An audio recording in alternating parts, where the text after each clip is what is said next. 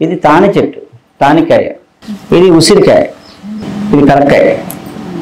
త్రిఫల, త్రిఫల అంటే ఫలం, అంటే 3 రకాల పళ్ళు. అంటే ఇవన్నీ బాగా ముగ్గుపోయాక కోసుకోవాలని అర్థం.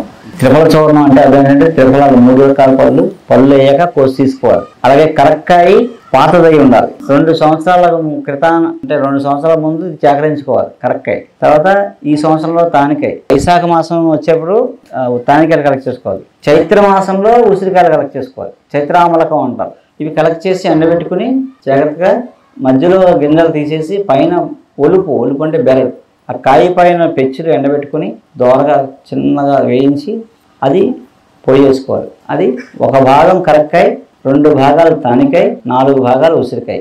50 గ్రాములు కరక్కాయ పొడి ఉందనుకోండి, 100 గ్రాములు తానికాయ పొడి ఉండాలి, 200 గ్రాములు ఉసిరి పొడి ఉండాలి.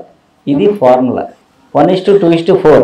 మామూలుగా అన్ని 3 సమభాగాలు కలిపి వాడతారు, అది కూడా వాడుకోవచ్చు, అది వేరే. కానీ మామూలుగా మనం డైలీ త్రిఫల చూర్ణం వాడాలనుకుంటే యథార్థమైన త్రిఫల చూర్ణం ఇది.